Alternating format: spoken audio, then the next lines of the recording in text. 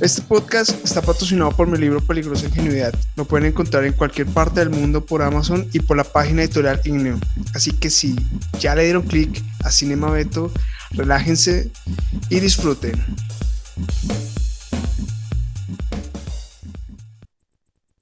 Pero es que además, o sea, lo que es más loco de todo es que quien teme que se caspee la música, o sea, yo entiendo que eso es una etapa como el desarrollo del cerebro, ¿no? Tiene que haber un texto de Piaget sobre eso, o de Montessori, como, ¿no? A tal edad, ¿no? Les empieza a parecer que la música y tal, y lo exclusivo, y eso seguramente está dentro de los códigos mentales del adolescente, pero al mismo tiempo uno no se está dando cuenta de lo tonto que está haciendo, porque es que la persona que teme que se le caspee la música, básicamente quiere que su artista favorito se muera de hambre.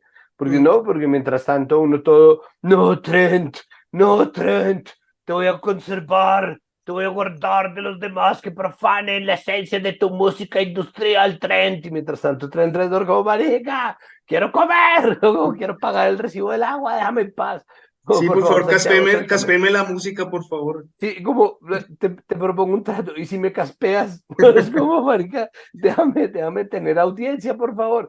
Imagínese ahora que usted hace contenido, que yo hago contenido, que alguien llegara a decirle a uno, como, Sí, "Mari- no, Santiago, es que nadie más debería oír Presento Podcast, porque es que se caspea, y yo todo, no, caspéeme, por favor, necesito que se me caspee un montón, para que la gente pueda oír. Y yo creo claro, que uno sí no es el se da mejor cuenta. ejemplo. Es el mejor ejemplo. Por favor, en Cinema Beto, yo sí dejo que me caspeen. Si en algún momento hay una tribu de Cinema Beto por ahí. Eso, si hay los cinemaveteros.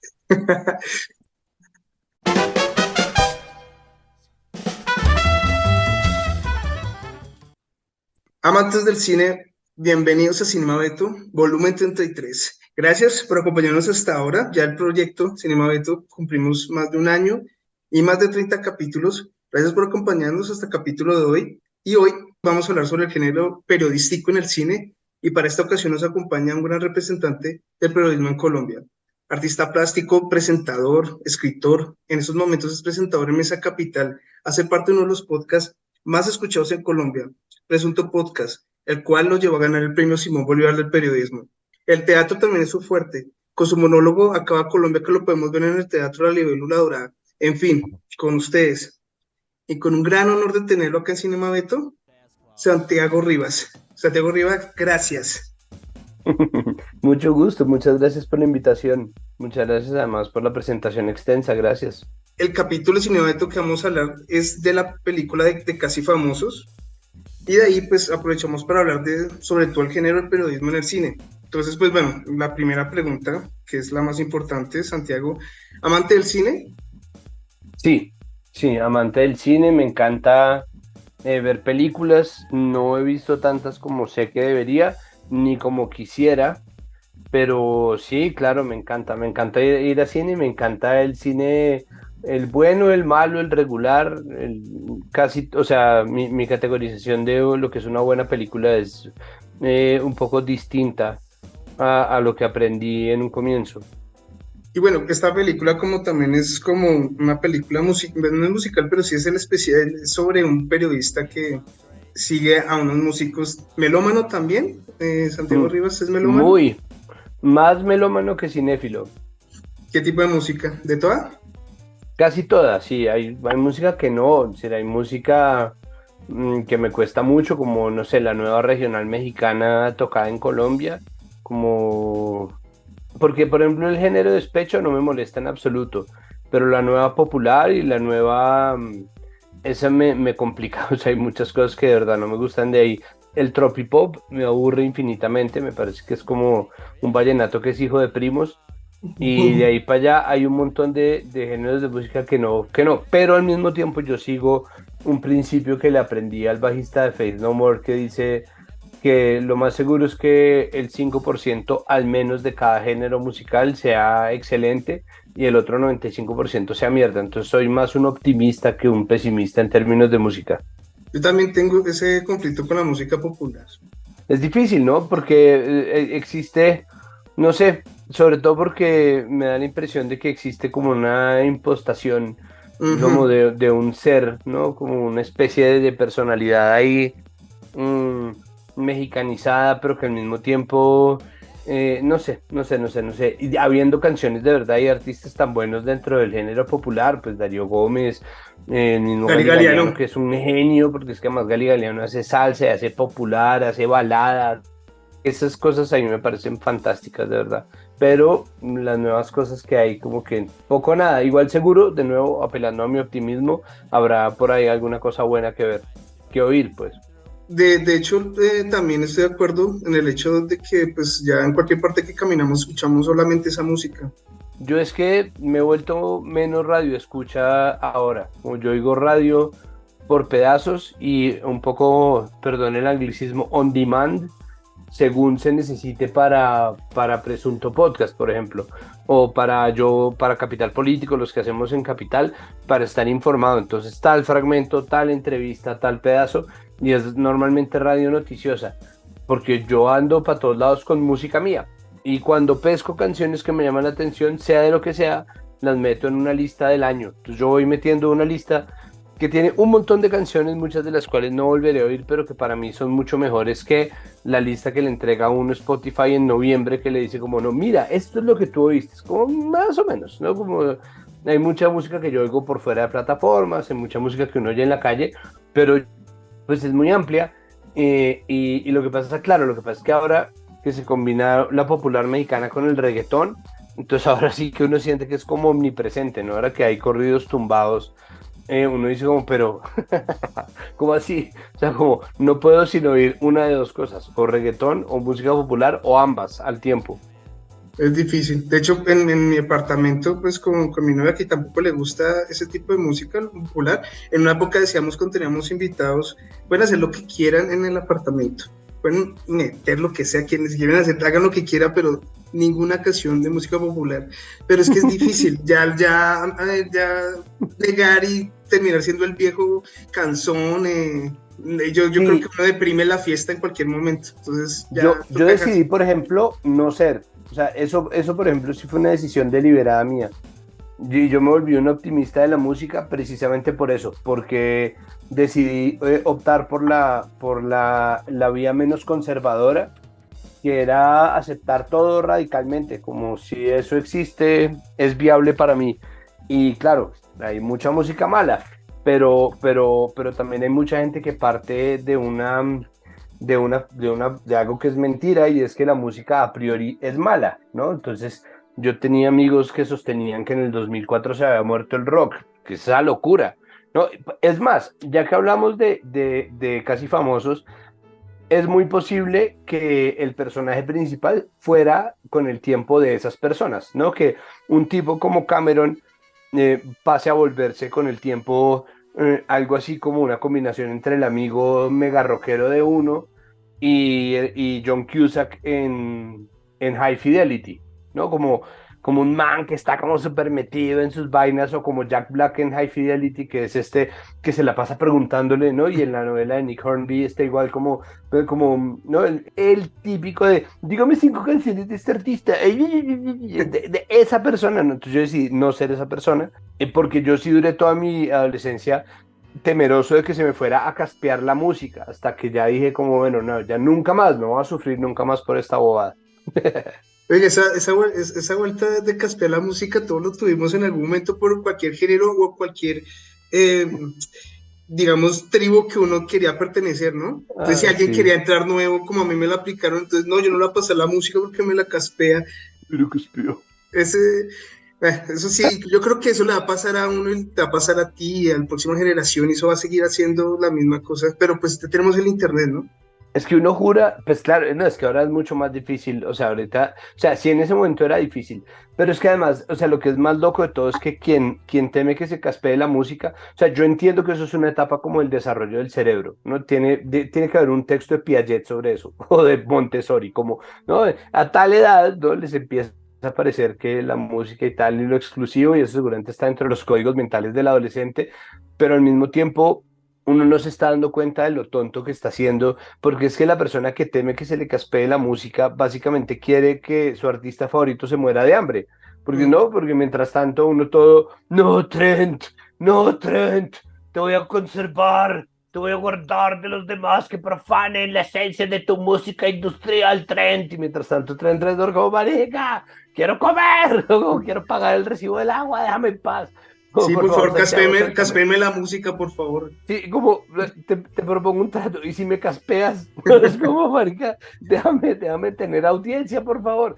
Imagínese ahora que usted hace contenido, que yo hago contenido, que alguien llegara a decirle a uno, como, Sí, vale, no, Santiago, es que nadie más debería oír Presento Podcast, porque es que se caspea, y yo todo, no, caspéeme, por favor, necesito que se me caspee un montón para que la gente pueda oír. Y yo creo claro, que uno sí no es el se da mejor cuenta. ejemplo. Es el mejor ejemplo. Por favor, en Cinema Beto, yo sí dejo que me caspeen. Si en algún momento hay una tribu de Cinema Beto por ahí. Eso, si hay los cinemaveteros. En la película, pues para la gente que no la ha visto, nos muestra como la historia de Julian, un reportero adolescente que se empeña en escribir sobre el mundo de la música desde dentro y pues tiene la suerte de que la revista Rolling Stones pues la ayudara a que pudiera hacer eso. Resulta que el director que es Cameron Crowe escribió la película, hizo como una medio semificción porque el man en sí sí escribió en la revista Rolling Stones. Entonces, Sí. De hecho, yo cometí el gazapo de decirle que el protagonista se llamaba Cameron, pero no, es Cameron Crowe que él escribía para Rolling Stone y se hizo esta ficción, semi-autoficción, ¿no? Ahora sí, no, no, perdóneme no, ya. no. De hecho, ahí va la pregunta sobre el periodismo. Porque también mucha gente, digamos, en el caso de William, eso fue mucha suerte que el tipo haya podido conseguir ese tipo de oportunidad. ¿Usted cómo comenzó con el periodismo siendo artista plástico? Es una cosa de privilegio, la verdad. Yo estudié artes, no solo no me arrepiento, sino que lo haría 1000 veces más. O sea, como para mí fue una decisión vital, muy positiva, porque como que siento que tuve de verdad el privilegio, y esto es un privilegio que tiene más que ver con el tipo de papás que tuve, o sea, no con un privilegio derivado de la plata ni nada. Obviamente también, si uno siente que está tranquilo, es decir, si uno siente que puede igual tener autonomía financiera, puede tomar ese tipo de decisiones, pero la verdad es que yo no vengo de una familia de mucha plata, pero sí de una familia que no se preocupa demasiado por esas cosas, como que siempre siente y obviamente tiene que haber de ahí algún rasgo de privilegio. Sin embargo, yo tomé esa decisión y no me arrepiento, lo volvería a hacer 1000 veces. Y como es tan difícil sobrevivir, ¿no? Ser independiente económicamente cuando uno estudia artes, pues yo me puse también en la tarea de rebuscarme hasta el final y sacar plata de las cosas que fueran. Durante un tiempo fui profesor de colegio y así anduve hasta que ya en 2008 salí del colegio, bueno, me salieron del colegio en el que estaba trabajando, que es mi colegio, y quedé con una mano delante y otra atrás porque lo otro que yo hacía no alcanzaba para equiparar la ganancia que yo tenía de sueldo. Me llaman en esas, yo y durante mi tiempo de profesor yo fui presentador, coescritor a veces, payaso de un videoblog que se llamaba Parodiario, que hacíamos con mi mejor amiga Clara Sofía Rieta y con un gran amigo que es Simón Wilches, que en ese momento no nos conocíamos, nos hicimos grandes amigos haciendo Parodiario. Y Parodiario, pues eran unos videos que en 2006 buscaban hacer humor como de la realidad nacional, humor político, pero bueno, muchas vainas ahí distintas. Y salió chévere y por eso me recomendaron para presentar el piloto de una serie que se estaba grabando para una convocatoria. Eso fueron Los Puros Criollos. Cuando yo digo lo de privilegio, en realidad me refiero a que yo empecé siendo presentador, coescritor de la serie, pero sobre todo presentador. Y cuando uno va y tiene una cámara al frente y es hombre, la gente le dice a uno que es periodista, pero a las periodistas mujeres les dicen presentadoras, que pues no es deshonroso, no, o sea, no es un, pero no es el periodista. Entonces, un poco lo usan para cagarse a las mujeres y a los hombres, en cambio, sí, ay, señor periodista, y uno es presentador. Apunta a decírmelo y porque yo, por ejemplo, en el programa sí hacía las entrevistas y bla, me empezaron a hacer más propuestas para hacer periodismo poquito a poquito. Entonces, cuando yo empecé a hacer En órbita, era un programa, un magazine cultural, y ahí me tocaba, por ejemplo, ya empezar a hacer periodismo editorial, como hacer columnas y hacer entrevistas. Entonces yo le hacía las entrevistas, yo las preparaba. Y cuando eso empezó a pasar, yo ahí me empecé a considerar ahí sí un periodista, porque me parece que el oficio del periodista consiste en preguntar, en hacer preguntas. A todo nivel, obviamente, a todo nivel, de hacérselas uno mismo, hacerlas en la sala de redacción, hacérselas a un invitado o no, contrapreguntar, hacer investigaciones, una forma de preguntar. Entonces, cuando yo ya sentí que yo estaba haciendo eso, ahí sí acepté un poco ese título que mucho me cuesta de periodista, sobre todo porque yo tengo un gran respeto por los periodistas, siento que hacen un trabajo que yo en muchos sentidos no puedo hacer porque yo no aprendí método de periodista y yo no soy buen investigador, pero yo soy un opinador acucioso, entonces yo trato de desmenuzar el discurso y desmenuzar las cosas que yo veo para volverlo un poco lo que yo entiendo, saber a quién se le pregunta, curar las fuentes, entonces yo hago un tipo de periodismo y así fue que me convertí en periodista. Y para conectárselo con la película, eso también tiene mucho que ver con mi escogencia de carrera porque yo inicialmente escogí hacer periodismo cultural y periodismo musical. La razón por la cual a mí me gusta tanto Casi Famosos es precisamente porque habla de una persona que como yo se sentía atraída por una parte del contenido, por un glamour, ¿no? Porque pues eso tiene todo un aura. Ser periodista cultural pues era una cosa muy chévere, es minoritario, entonces pues eso suple un poco el ego de artista que uno siente que no, que uno tiene que ser único e irrepetible, entonces obviamente eso es imposible hacerlo cuando uno trabaja en medios porque todos somos iguales, igual de idiotas todos, y ahí fue que yo conecté. Entonces, yo además también empecé aspirando a ser periodista cultural. Luego, lo que yo llamo el efecto Vieri me mandó a hablar de política. Yo no lo tenía presupuestado, pero pues así fue. Ahí tenemos que, es que tengo a Santiago Rivas en Cinema Beto, sí o sí tengo que preguntar por los puros criollos. O sea, Ajá. un programa donde ahorita me meto a internet en Google y está el 100% de aprobación porque todos nosotros los colombianos nos identificamos sí o sí. Jabón Rey, La Lechona, La Fritanga, Renault 4. O sea, ¿cómo llegó a tener ese trabajo tan impecable como fue el Puros Criollos? De hecho, se ganó un premio India Catalina, ¿no? Varios. Yo me gané 3 Indias Catalina con el programa y el programa se ganó 2 o 3 de mejor programa de entretenimiento, dos de mejor edición, o sea, son bastantes. Pues es que yo creo que eso estaba ahí pulpito, o sea, los puros criollos es una de esas ideas que uno dice, ¿cómo carajos no se le ocurrió a alguien antes? ¿No? Porque pues Néstor Oliveros, que es el creador de los puros criollos y su director, vio una encuesta que hizo Semana en 2004. Así, pues el programa es de 2008, se emite por primera vez en 2009, pero digo, eran 4 años en los cuales alguien podría haber dicho, oiga, aquí hay material para hacer esto, y Oliveros agarra elementos muy sencillos porque coge y dice, pues nosotros tenemos que hacer una cosa de identidad.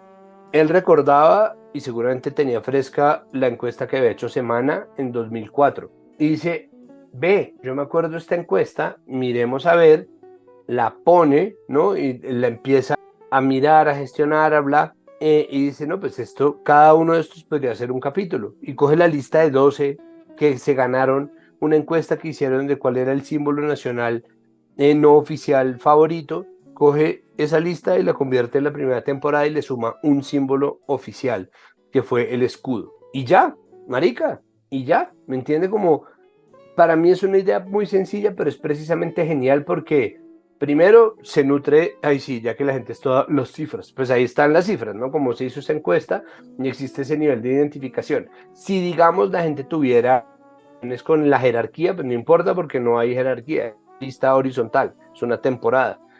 Y después de eso empiezan a salir muchísimos más porque obviamente se quedan otros por fuera y nacen cosas como la del Jabón Rey, sale episodios como las de los perros criollos, el Renault 4, que son también igual de grandes, igual de poderosos, igual de representativos, pero que no estaban en esa lista. Entonces creo que el man descubrió una beta gigantesca y creo que era muy fácil conectar una cosa y la otra. Eso en un país además que tiene tantos problemas consigo mismo como Colombia, ¿no? Porque finalmente parte de o la otra parte de eso es que en Colombia vivimos muertos de la vergüenza de ser colombianos y eso, pues eso es demencial, eso es demencial.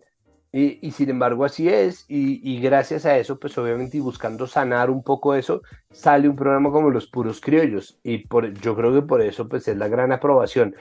Ya lo otro es también, y ahí dos elementos más, perdóneme que yo soy de respuestas larguísimas, No, no, pero no. hay dos elementos más. Hay otro que es, nosotros entrevistamos a todo el mundo, es decir, entrevistamos expertos como académicos que sabían la historia de tal o cual cosa, gente que se sabía la llegada del primer Renault 4, bla, pero también, o sea, no solamente cogíamos estudiosos como pasa normalmente en la televisión pública, pues de hecho eso es lo que yo hago, es decir, el lunes es entrevistar a gente que sabe sobre un tema para que nos explique, pero pues que son temas de política. Pero aquí además acudíamos a los expertos no académicos, ¿no? Como en las empanadas, entonces una señora que hace 100 empanadas todos los días de su vida, eso no es una experta, es una experta. Entonces ahí está. Y además, una persona que se come 3 empanadas a la semana, eso no es una experta, es una experta, ¿no? Si usted se traga 3 por 52, 156 empanadas al año, pues usted es un experto en empanadas. Entonces, empezar a meter ese rango amplio hace que la gente sienta que cualquier persona, y eso es verdad, puede estar en los puros criollos. Eso para nosotros era muy importante. Y lo otro es que entre Oliveros y yo hubo una química especial, como un acuerdo desde el arranque, en donde no, él y yo conversábamos muchas veces ya sin conversar, como que a mí me mandaban el libreto, yo lo revisaba y yo le añadía cosas. Oliveros confiaba en mí, yo confiaba en Oliveros, y yo era además el encargado de coger las cosas que me decían en campo y meterlas en el libreto. Entonces el cuento quedaba echado, y para la segunda temporada mejoró muchísimo en ese sentido, quedaba echado de una manera fluida y quedaba echado un buen cuento. Entonces, de nuevo, la fluidez del formato, el hecho de que todo el mundo sintiera que podía estar ahí, y el tema solo, que es sumamente entrañable, me parece que es lo que hace que sea un programa tan exitoso. Esos capítulos todos se pueden encontrar en YouTube, ¿no? Si estoy mal. No, Algunos. esos los sacaron de YouTube por un asunto de Ah, derechos, y en Internet no están todos porque hay muchos que tienen problemas de derechos con la música. Cuando eso se empezó a hacer, funcionaba muy distinto Internet, o la gente no sabía cómo funcionaba Internet, pero con el tiempo, pues eso se ha vuelto el reino de las disqueras y los abogados. Entonces, tener música original, de hecho hay inteligencias artificiales que detectan música y cortan de una vez el video porque presumen que uno está usurpando derechos de autor.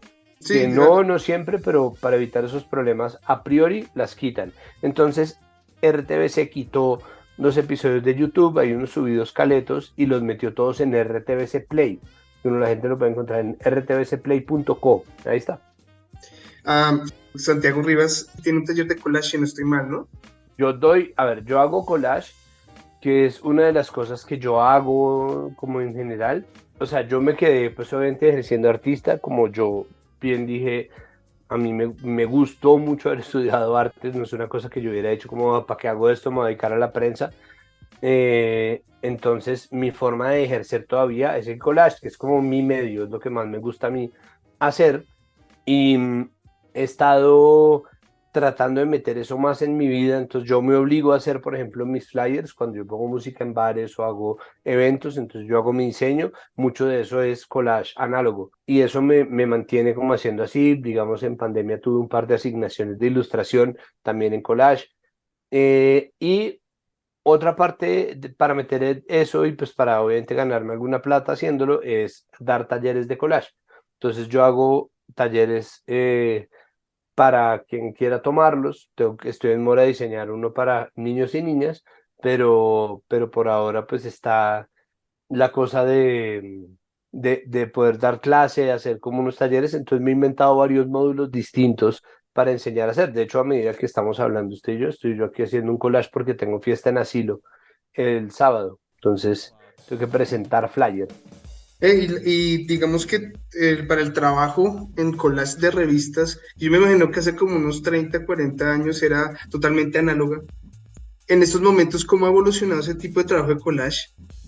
Pues no, a mí me parece que el collage sigue siendo collage análogo. Es decir, hay collage digital, pero a mí lo que más me molesta es que el collage digital busque imitar al collage análogo. O sea, como cuando cogen y le hacen textura de papel, o que imitan, ¿no?, como la sombrita del papel pegado para que parezca que es un collage. No me parece que eso se justifique. Me parece que el medio digital tiene sus propias cualidades, y hay obviamente una producción gigantesca de collage digital, muy bueno también, pero a mí me gusta el análogo porque me gusta jugar con el material que hay, como con lo que hay ahí, y ver qué puedo hacer yo con lo que tengo a la mano, y obviamente lo que hace uno, y si usted puede ver el desorden detrás mío, pues es crecer la cantidad de cosas que tiene, como la cantidad de papel que uno tiene disponible para recortar, pues obviamente mejora, optimiza el proceso del collage, pero al mismo tiempo no garantiza que el collage salga tal cual como uno se lo esperaría en su cabeza.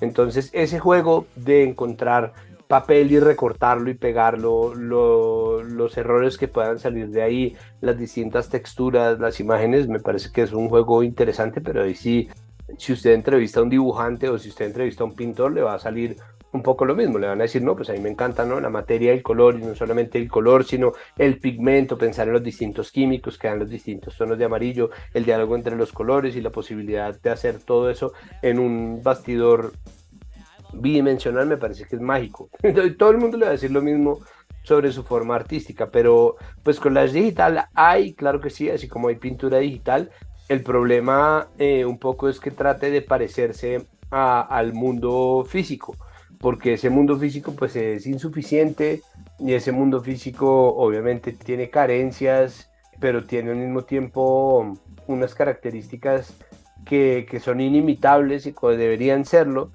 así como el digital tiene unas características que no va uno a poder imitar fácil en el collage análogo, y eso está bien, ¿no? Y aceptar eso y abandonar la nostalgia por el medio físico creo que es fundamental. ¿Y revistas o artistas de collage que la hayan inspirado? Marica, bueno, pues están todos es que todas mis referencias con nombres son los de la universidad, es decir, los dadaístas. Hannah Höch, que es como la más dura de todas, además un artista absolutamente increíble, pero pues también está Raúl Hausmann, está Kurt Schwitters, los artistas del collage dadaísta son como los más interesantes de todos, y ahí hay más, yo sé que estoy olvidando nombres, pero más o menos por ahí están. Y pues collage también hicieron en el pasado Matisse, Braque, Picasso, el cubismo, ¿no? Empezó a utilizar el collage como con superficies y páginas para empezar a mostrarlo. Ya después Rauschenberg empezó a hacer una especie de collage que era más como una mixta en donde ponía serigrafías y pegaba pedazos, hace pegotero, y va generando como unas cosas de riqueza de la imagen, y además como instantáneas del caos que es nuestra relación con la información. Y esto era en los 60s, ¿no? 70s, 80s, que uno ve un Rauschenberg y el Rauschenberg tiene como un montón de cosas combinadas, y un poco la vida y la visión nuestra es así.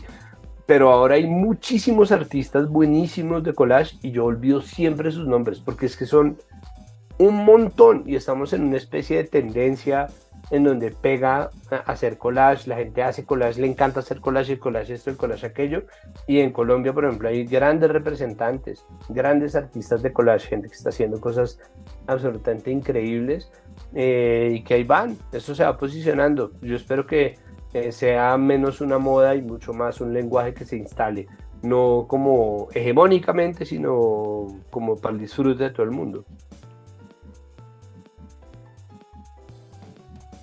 De todo lo que hemos hablado, se nos olvidó hablar sobre la ficha técnica de la película, y ya que la película tiene un elenco muy poderoso, empezando con Philip Seymour, que nos hace un papel pequeño, pero pues Philip Seymour es una gran firma para esa película. También tenemos a Frances McDormand, ganadora del Oscar. La película se estrenó en el año 2000. También tenemos a Billy Crudup, que es como el cantante líder de la banda. Y Sí. según en la película, esa banda que se llama Stillwater es como un homenaje a Led Zeppelin o a Eagles. De hecho, hay una parte de la película, Crudup, el man se tira de la casa a una piscina, y eso lo hace también el vocalista de Led Zeppelin. Y, Sí. y pues eso es como que normal entre los cantantes, ¿no? Porque Charly García también lo hizo una vez, pero el de Charly García fue más épico porque fue desde un quinto, cuarto piso. O sea, los cantantes Sí. tienen esa maña de hacer locuras con las piscinas. Pues es que en los hoteles existía, ¿no? La leyenda de los rockeros que iban a destruirlo todo en nombre del rock. Pues ahí está la canción, además, Demoliendo Hoteles de Charly García, que es Mm. mientras yo vivo mi vida de estrella del rock, van los chicos pegando los carteles cerca del final de la dictadura, ¿no? Yo creo que también los productores en esa época tenían como una platica ahí debajo de la Armada, como diciendo, esta platica va para cuando los grupos que manejaban iban a dañarse los hoteles. Porque Sí, total. eso era fijo. Por ejemplo, en Motley Crue, como volvían esos hoteles, como volvían a ver de esos hoteles y los productores sabían que ellos eran así, tenían esa platica por debajo. Sí, era como parte del folclore. Hay una cosa que dentro de la película, y pues William, que es el protagonista, él man tiene que pasar por muchas cosas para poder hacer la entrevista y bueno, para hacer su reportaje.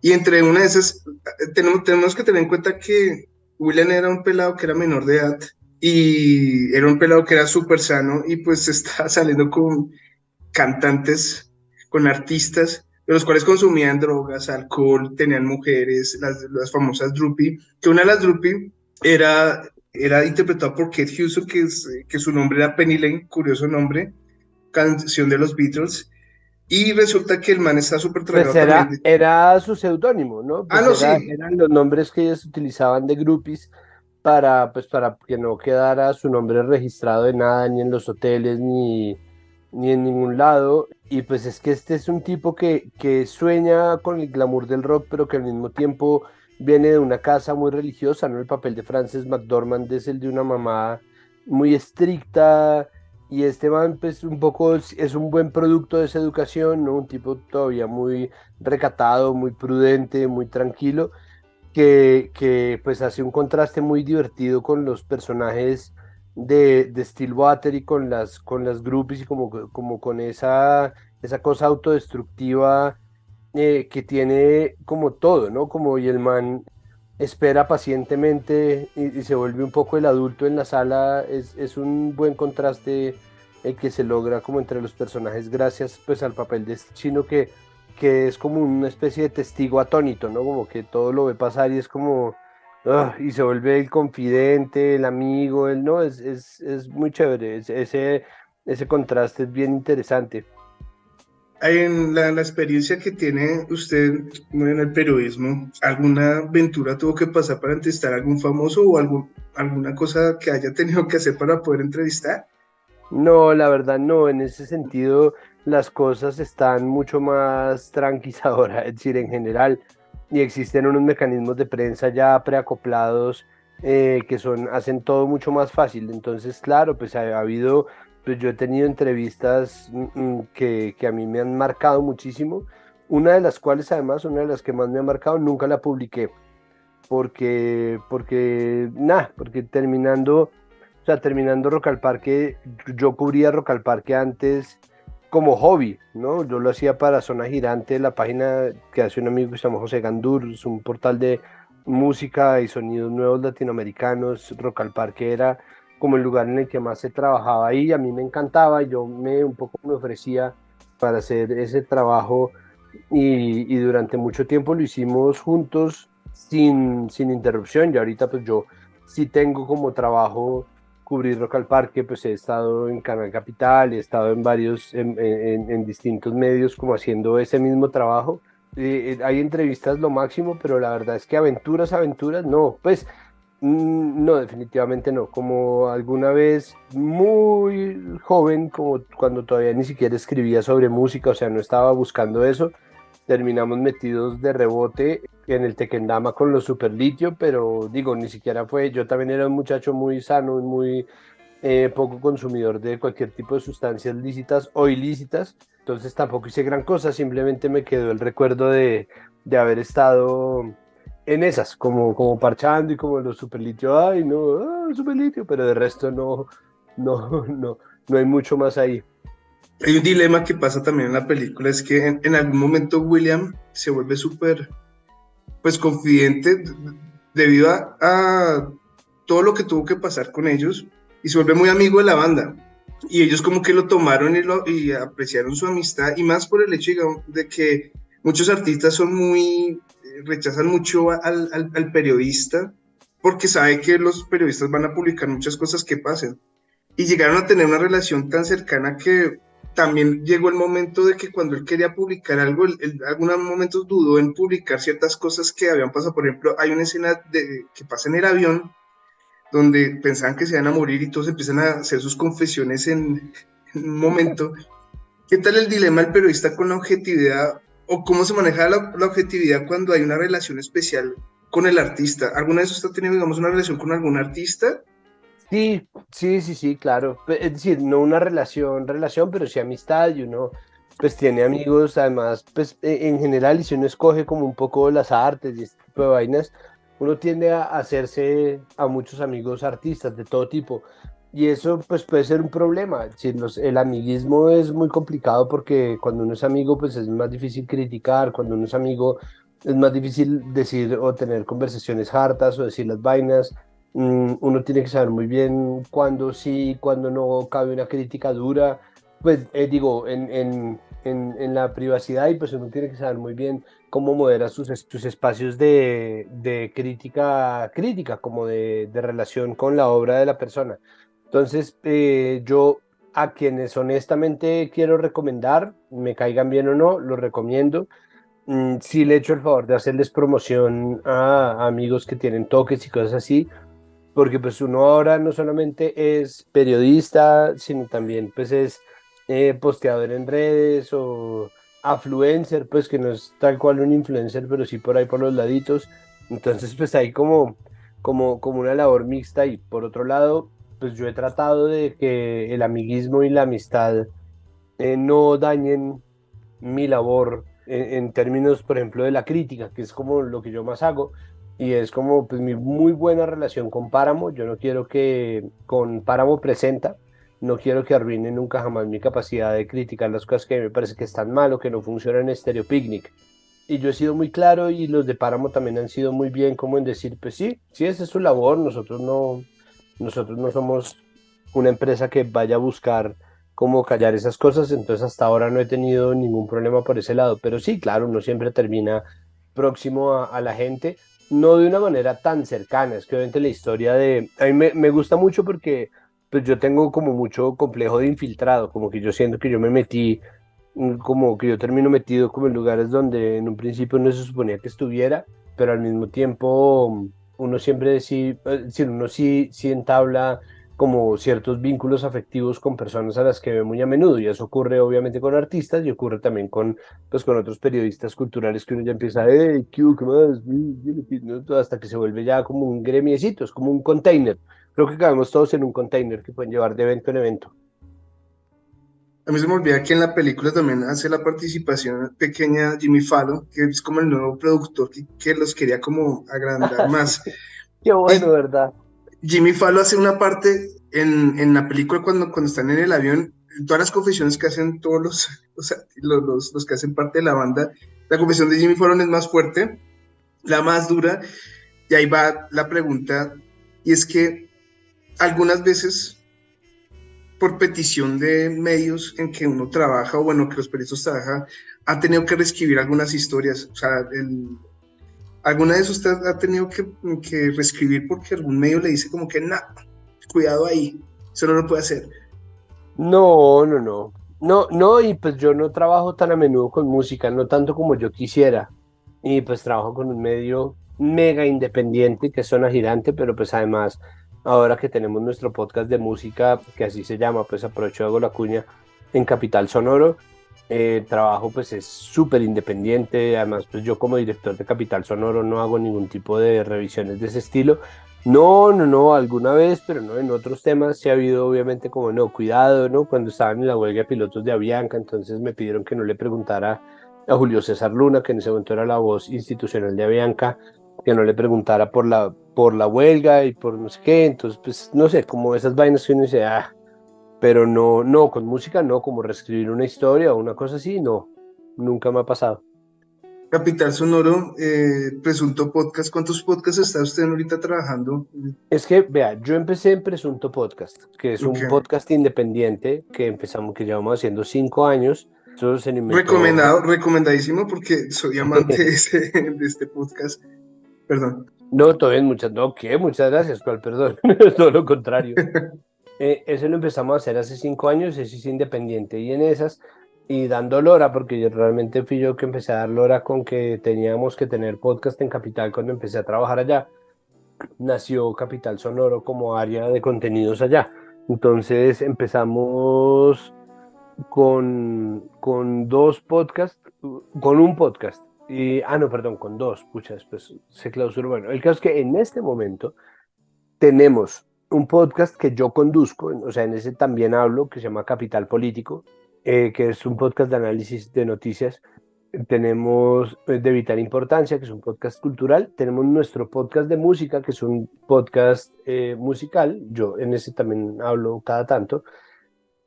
Y tenemos un podcast de testimonios LGBTIQ en donde no hay entrevistadores. O sea, yo he hecho entrevistas para ese, pero también el resto del equipo. Y se llama Respeto, entre paréntesis. Y tenemos una marca que está ahí entre chilingueando y muriendo y viviendo, que se llama Garra, que es la marca como de contenidos deportivos, que fue uno de los primeros que hicimos, pero eso se fue diluyendo por cambios en la parrilla y no lo volvimos a tener. Y entonces eso es todo lo que yo hago, pues Mucho en pod. materia de podcast. ¿Qué tal trabajar en podcast? ¿Sí se ha Es muy enamorado de chévere. este proyecto de los podcasts? Claro, no, pues es que yo de verdad fui muy intenso pidiendo que por favor tuviéramos una oferta sonora en Capital, porque me han llamado a hacer puntos capitales, que era un informativo, todo esto antes de la pandemia, o sea, esto era enero, febrero de 2020. Yo empecé a planear esa vaina y lo primero que dije era que necesitábamos tener sí o sí podcast. Y ahí empezamos a planearlo y finalmente, y ahí nos cayó la pandemia, finalmente empecé en junio a hacer el informativo y nació Capital Sonoro.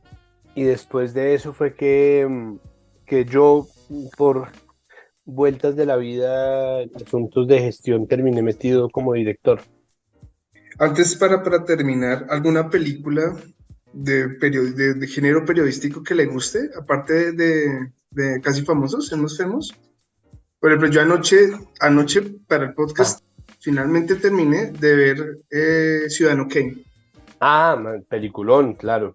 No, yo estaba pensando en más modernos, como en The Post, que es una muy buena película. Está Frost Nixon, está Spotlight. Spotlight. eh, Qué gran película eh, Spotlight. sí, está The Boat That Rocked, a veces se le dice Radio Pirata. Ujú. Ah, esa es la que es una radio que está en un barco por allá que es una emisora que es súper escondida en Europa, algo así. Sí, exacto. Ujú. Que, Sí, que esa sí. también es con Philip Seymour Hoffman, con Kenneth Branagh, con Bill Nighy. En español de España se llama Los Piratas del Rock. Amor, ¿cómo se llama la película de la Fox? Bombshell. Bom- Casi hace un cameo mi esposa en el primer cameo en Cinema Beto. Bombshell, Bombshell. que además Bombshell es un titulazo porque Bombshell es la bomba, ¿no? Como la noticia bomba, pero Bombshell se le dice también a las monas buenonas en Estados Unidos. Entonces, Ok. cuando una mona es muy guapa y voluptuosa, se le dice Bombshell. Esta película es súper fuerte. Y bueno, aparte que está Charlize Theron, está Margot Robbie, también está Nicole Kidman. Es una declaración en el momento. Yo creo que ahí fue cuando nació todo lo de Me Too y pues todo lo que iba detrás de la campaña de Donald Trump, si no estoy mal. Pues es que esa es una película que nace del movimiento Me Too. Santiago, para terminar, ¿qué tal la película entonces de Almost Famous? ¿La recomienda? Sí, la recomiendo. Me parece que es una película bonita, que es una película que obviamente tiene ciertos códigos muy viejos, como ciertas vainas, pues como que uno puede reconocer ciertas conversaciones viejas ahí metidas, como por ejemplo la friendzone, ¿no? Como esta relación entre Penny Lane y William es es como una relación clásica de friendzone, entonces uno pues le está haciendo barra, a esta persona, pero pues eso son categorías ya obviamente muy viejas de conversación.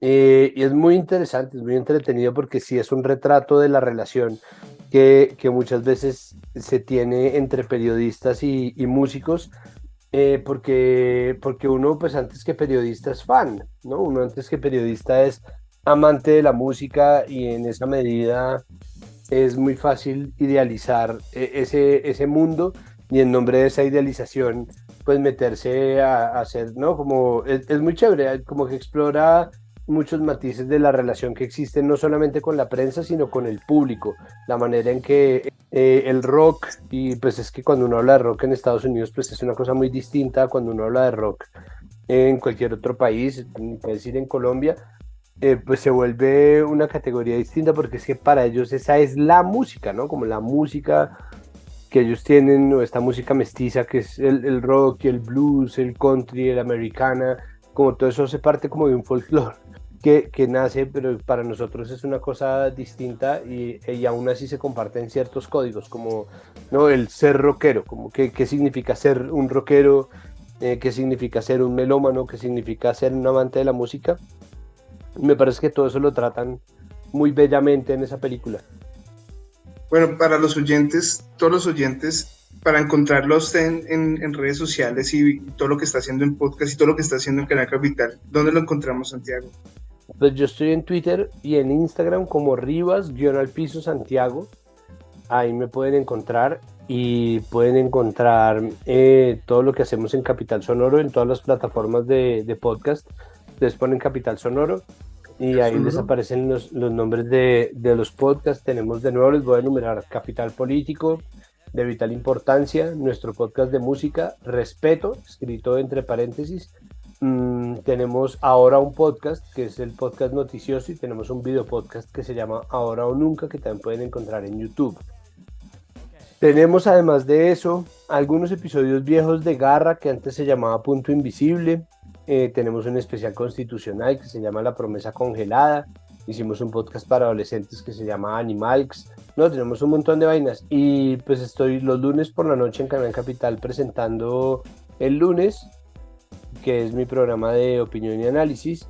Estoy a veces, porque ahorita, en este mismo instante que estamos grabando, no, pero estoy presentando Acaba Colombia, mi monólogo en vivo, en donde me lo dejen presentar, y estoy haciendo Presunto Podcast y poniendo música en fiestas. Y por ahí en Instagram estoy dando hora con todo eso está en mi Instagram y en mi Twitter. Guay. Santiago, muchísimas gracias por estar en Cinema Beto. Ya saben, oyentes, compartan a sus amigos, enemigos el podcast. Ya saben, tienen que comprar mi libro Peligrosa Ingenuidad, que lo pueden encontrar en Amazon o en la editorial Igneo. Y Santiago, bienvenido a Cinema Beto. Muchísimas gracias, pues aquí me tienen muy a la orden. Que pasen unas noches yaceras.